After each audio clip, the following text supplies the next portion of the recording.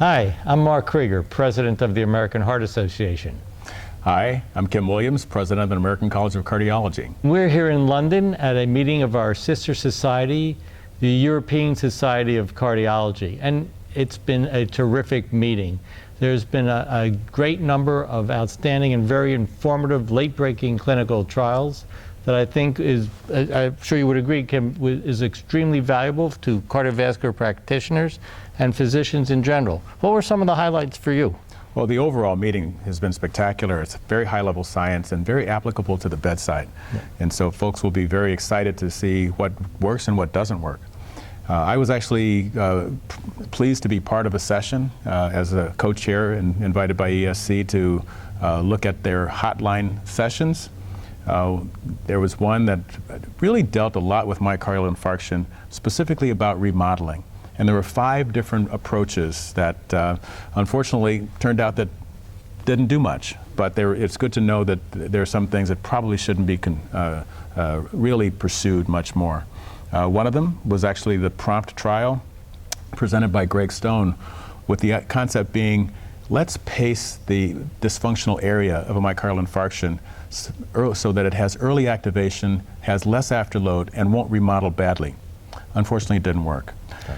We had several trials, such as pharmacologic intervention, some designed to try to reduce remodeling by getting rid of reactive oxygen species and preventing reperfusion injury. Still, none of them actually worked.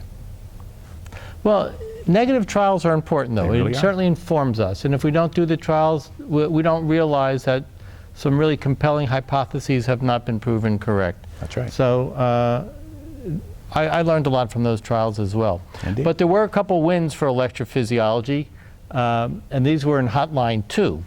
One of these was the leadless 2 trial, which was looking at a pacemaker which was more or less implanted in the right ventricle through a catheter that was inserted through the femoral vein. The catheter is removed, and this pacemaker, which is barely the size of this pencil, half of it, is left in place in the right ventricle. And what that does, of course, is eliminate the need for an electrode to be persistently in place across the tricuspid valve. So imagine all the potential advantages. Indeed. And the safety and efficacy seemed very good, so real promise there. And another electrophysiology win, if you will, was a study that looked at the electrical isolation of the left atrial appendage. So it's not mechanical isolation, it's done electrically, in addition to pulmonary vein isolation in patients with persistent atrial fibrillation.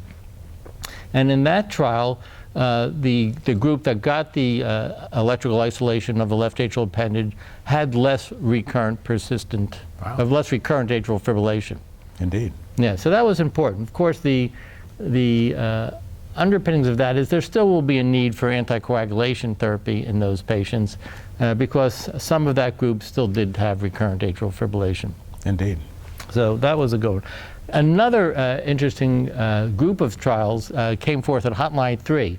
2 of them had to do with patients with diabetes and using some of the novel drugs, the incretins, so GLP-1 agonists, or the DPP-4 antagonists, which increase levels of incretins.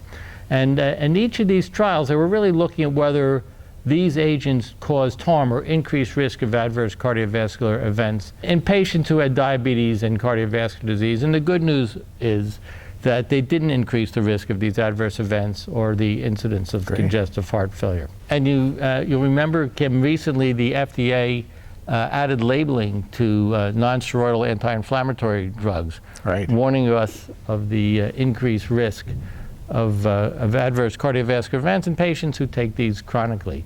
So one very important study compared the COX-2 inhibitors, or a COX-2 inhibitor, with the use of a more non-specific non-steroidal anti-inflammatory drug.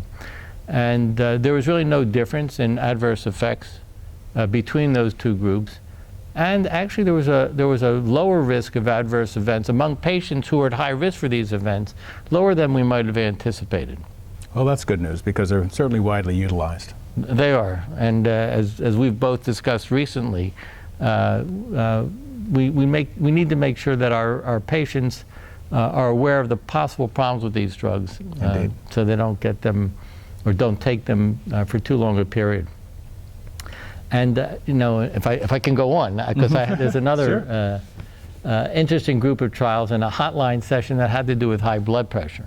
Indeed. And one of these studies looked at patients with resistant hypertension and was examining the efficacy of mineralocorticoid receptor antagonists, aldosterone antagonists, in patients with resistant hypertension. And there's been some small trials here, but this trial, which came from the British Heart Foundation, or was sponsored by the British Heart Foundation and the National Institutes of Health Research here in Great Britain, did demonstrate that when added to usual treatment for hypertension, renin-angiotensin system inhibitor, calcium channel blocker, and a diuretic, so patients that really make the definition of resistant hypertension, found that spironolactone was a very effective treatment in lowering blood pressure, particularly when compared to a beta blocker or an alpha blocker. That's important news. It is. And you remember last year at this meeting there was a trial that looked at the combination of a neprilysin inhibitor and angiotensin receptor blocker in patients with congestive heart failure, which showed some very favorable effects. Well, this year the same drug combination, so angiotensin receptor blocker, neprilysin inhibitor, the acronym I'm told is ARNI. ARNI, new class of drugs. Was very effective at reducing evidence of vascular stiffness in older patients who had systolic hypertension. Really good news. So real promise. Parameter trial, absolutely. All right. So a lot of good things here at the European Society of Cardiology meeting. It's been a good meeting. Right. All right. Thanks.